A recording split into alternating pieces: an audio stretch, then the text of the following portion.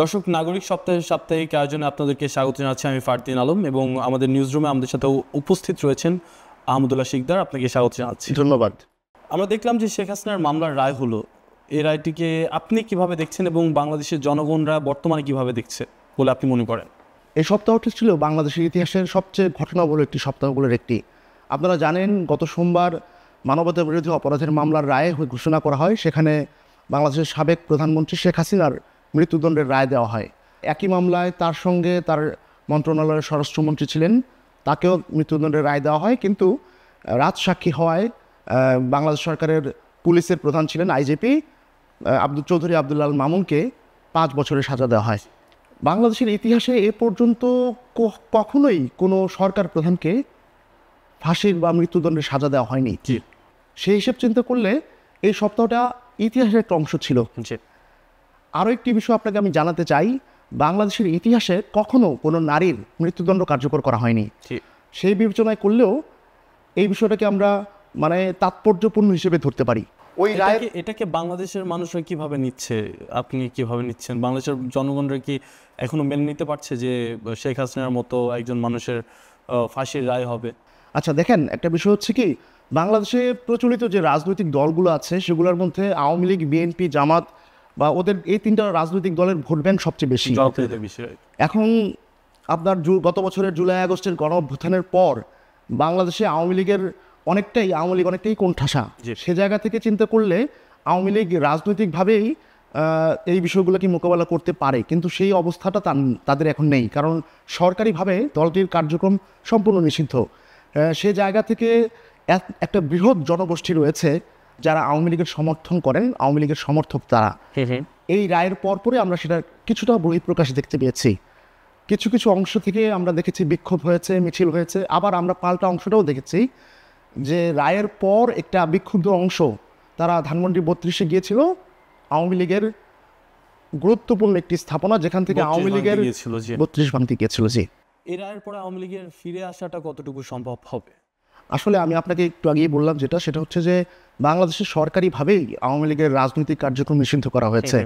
তো যখন কোনো দলের রাজনৈতিক কার্যক্রম নিষিদ্ধ করা হয় তখন তাদের অর্গানাইজ হিসেবে তারা সংগঠিতভাবে তারা নিজেদের কাজগুলো করতে পারে না। তার মধ্যে দলটির শীর্ষ পর্যায়ের নেতৃবৃন্দ দেশের বাইরে অনেকেই পালিয়ে আছেন, অনেকে চলে গেছেন দেশ ছেড়ে।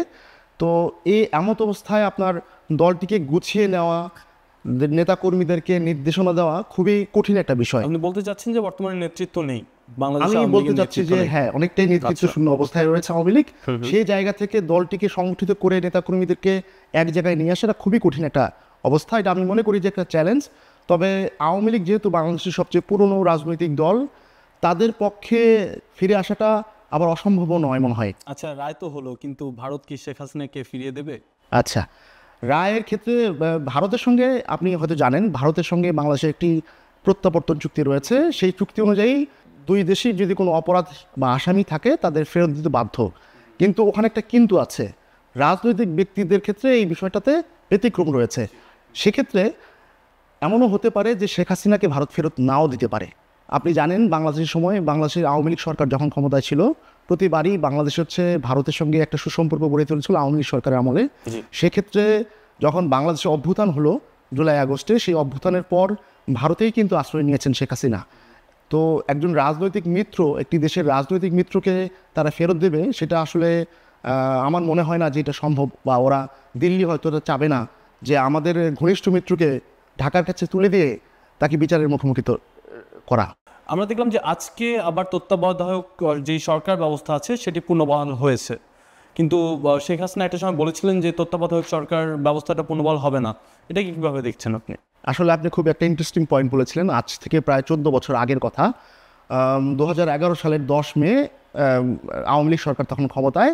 সে সময় বাংলাদেশের ত্রয়োদশ সংশোধনী, যে সংশোধনীর মাধ্যমে সংবিধানের যে ত্রয়োদশ সংশোধনী, সেই সংশোধনীর মাধ্যমে বাংলাদেশের নির্বাচনী ব্যবস্থায় তত্ত্বাবধায়ক সরকার ব্যবস্থাকে বাতিল ঘোষণা করা হয়েছিল। বলা হয়েছিল যে এটা একটা অগণতান্ত্রিক ব্যবস্থা, সংবিধানের সঙ্গে এটা যায় না। সেইটা বলে এই ব্যবস্থাটাকে সম্পূর্ণরূপে বাদ করা হয়েছিল। তো ওই সময় শেখ হাসিনা বলেছিলেন যে এই ব্যবস্থাটা আর কখনোই ফিরবে না। কিন্তু মজার বিষয় হলো, সেই আদালতে কিন্তু আজ রায়ের মাধ্যমে ওই ব্যবস্থাটাকে পুনর্বহাল করলো। আপনার মাধ্যমে নাগরিক প্রতিদিনের দর্শকদের আমি জানাতে চাই, আসলে যে বিষয়টা ঘটেছে সেটা হচ্ছে যে বাংলাদেশের রাজনৈতিক ব্যবস্থায় তত্ত্বাবধায়ক ব্যবস্থাটা এই জন্য আনা হয়েছিল, রাজনৈতিক দলগুলোর মধ্যে অনাস্থা বেশি, তারা ক্ষমতাসীন দলের অধীনে নির্বাচন করতে চায় না। আমরা বিগত সময়গুলোতে দেখেছি ক্ষমতাসীন সরকারের অধীনে যত নির্বাচন হয়েছে অধিকাংশ নির্বাচনেই কারচুপির ঘটনা বা অন্যান্য সহিংসতার ঘটনা ঘটেছে। সেই প্রেক্ষাপটে 1996 সালে আওয়ামী লীগ তত্ত্বাবধায়ক সরকার জন্য আন্দোলনের নামে, এবং আওয়ামী লীগের আন্দোলনের মুখেই কিন্তু শেষ পর্যন্ত বাংলাদেশে তত্ত্বাবধায়ক সরকারের ব্যবস্থাটা প্রবর্তন ঘটে। আমি যদি ইতিহাসের পাতা থেকে আরেকটু বলি আপনাকে, বাংলাদেশে এরশাদ সরকারের পতনের পর প্রাথমিকভাবে একটি তত্ত্বাবধায়ক সরকার ব্যবস্থা তৈরি করা হয়েছিল, সেটা সাংবিধানিকভাবে স্বীকৃত ছিল না, বাট রাজনৈতিক প্রেক্ষাপটের প্রয়োজনের ক্ষেত্রে সেটা গড়ে উঠেছিল। তখন সাবেক বিচারপতি মোহাম্মদ শাহাবুদ্দিন ওনার অধীনে একটা সরকার গঠিত হয়েছিল। তো সেই সরকারের অধীনে যখন 1994 সালে নির্বাচন হলো, মাগুরাতে উপনির্বাচন, সেই নির্বাচনে ব্যাপক কারচুপি হয়। এরপরে কিন্তু আসলে রাজনৈতিক দলগুলোর টনক নড়ে। তখন তারা চিন্তা করলো যে রাজনৈতিক সরকারের এমন একটা সরকার ব্যবস্থা তৈরি করতে হবে যেখানে নিরপেক্ষ সুষ্ঠু নির্বাচন করা যায়। সেই জায়গা থেকেই তত্ত্বাবধায়ক সরকার ব্যবস্থা বাংলাদেশে প্রবর্তিত হয়। আচ্ছা, আমরা দেখলাম যে বিদেশিদের হাতে দুটি বন্দর তুলে দেওয়ার চুক্তি হয়েছে। আমরা দেখেছি যে চট্টগ্রামে ঢাকা বিশ্ববিদ্যালয়ে এটি নিয়ে বেশ কিছু আন্দোলন হয়েছে। তো এটাকে কিভাবে বিশ্লেষণ করবেন? আসলে খুবই ইন্টারেস্টিং একটা বিষয় এটা। যেই দিন শেখ হাসিনার মামলার রায় হলো ঠিক ওই দিনই কিন্তু চুক্তিটা হয়, এবং এই জায়গাতে আমি বলতে চাই একটা কনসেপশন সবাই ভুলভাবে বিশ্লেষণ করছে বিষয়টাকে। আসলে বন্দর কিন্তু তুলে দেওয়া হচ্ছে না বা হয়ওনি, বিষয়টা হচ্ছে দুটি বিদেশি কোম্পানির হাতে বন্দর ব্যবস্থাপনার দায়িত্ব দেওয়া হয়েছে। এটা কিন্তু নতুন নয়, বিগত সময়ে আওয়ামী লীগ সরকারও কিন্তু বিদেশি কয়েকটা কোম্পানির কাছে বন্দর ব্যবস্থাপনার দায়িত্ব দিয়েছিল। বাংলাদেশের প্রেক্ষাপটে একেবারেই নতুন কিছু নয়, কিন্তু তখনও কিন্তু আন্দোলন হয়েছিল, তখনও এটা নিয়ে সমালোচনা হয়েছিল। এ দফায়ও যখন এই বন্দরগুলো পরিচালনার জন্য দায়িত্ব দেওয়া হলো বিদেশি কোম্পানিগুলোকে, তখনও কিন্তু বিভিন্ন মহল থেকে বিভিন্ন স্টেক হোল্ডাররা নিজেদের জায়গা থেকে প্রতিবাদ করছেন। অনেকে বিষয়টাকে অনেকভাবেই দেখছেন, কেউ কেউ এটাকে স্বাগত জানাচ্ছেন, আবার কেউ কেউ এটা বলছেন যে মিসম্যানেজমেন্ট হতে পারে। বিশেষ করে অ্যাক্টিভিস্ট আনু মোহাম্মদের ভাষায় উনি অনেকবারই এটা নিয়ে সরব ছিলেন, উনি এখনও এটা বলছেন। উনি একটা উদাহরণ দিয়েছেন, শ্রীলঙ্কা জিবুতিতে কিন্তু ওই বন্দর ব্যবস্থাপনার দায়িত্ব বিদেশিদের হাতে তুলে দেওয়া খুব ভালো একটা ফলাফল নিয়ে আসেনি। তো সেই জায়গা থেকে অনেকে উদ্বেগের জায়গাটা প্রকাশ করেছেন, নিজেদের উদ্বেগের জায়গাটা প্রকাশ করেছেন। তবে আবার অনেকে বলছেন যে এটা করলে হয়তো গতিশীলতা পাবে। বাংলাদেশের কন্টেইনারের হ্যান্ডেলিংয়ের যে বিষয়টা, সেটা সবসময় একটা ধীর গতির একটা দীর্ঘসূত্রিতার কাজ। এটা বরাবরই আমাদের ব্যবসা বাণিজ্যের উপর একটা প্রভাব ফেলেছে। সেই জায়গাতে বিদেশিদের কাছে বন্দর তুলে দেওয়াটা হয়তো সরকারের মনে হয়েছে যে এটা আসলে গুরুত্বপূর্ণ একটা কাজে গতিশীলতা আনবে। আচ্ছা, আমরা দেখলাম যে দীর্ঘ 22 বছর পর ভারতকে হারালাম আমরা ফুটবলে। তো এটা তো আমরা বাঙালি হয়ে এটা আমাদের কাছে অনেক বড় একটা পাওয়া। তো এটাকে কীভাবে ফিল করছেন? আসলে ফুটবল কিন্তু বরাবরই বাংলাদেশের মানুষের কাছে প্রাণের স্পন্দনের খেলা ছিল। সবসময় বাংলাদেশের মানুষ যখন আবাহনী মোহামেডানের খেলা হতো, তখন গ্যালারিতে প্রচুর মানুষ থাকতো, পরিপূর্ণ হয়ে যেত। সেই ফিলটা কিন্তু আমাদের দামাল ছেলেরা দিতে পেরেছে আমাদেরকে। ভারতের মতো একটা জায়ান্ট দেশকে এশিয়া কাপের মতো জায়গায় বাংলাদেশ হারাতে পেরেছে, সেটা আমার মনে হয় ফুটবলকে পুনরুজ্জীবিত করবে। 100তম ম্যাচে মুশফিকের সেঞ্চুরি আমরা দেখলাম, তো এটাও আমাদের কাছে অনেক বড় একটা পাওয়া।